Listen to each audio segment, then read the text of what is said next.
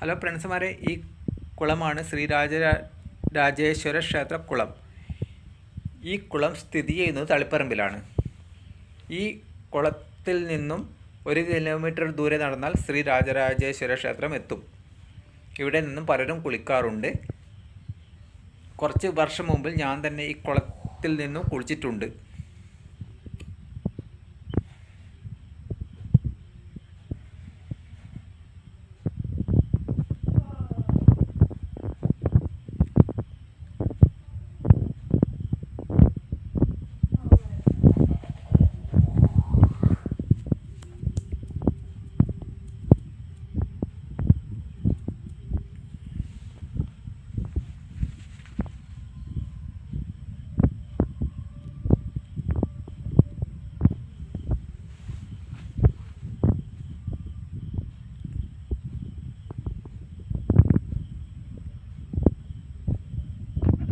ഈ കാണുന്ന ക്ഷേത്രമാണ് വാസുദേവപുരം എന്ന് പറഞ്ഞ ക്ഷേത്രം.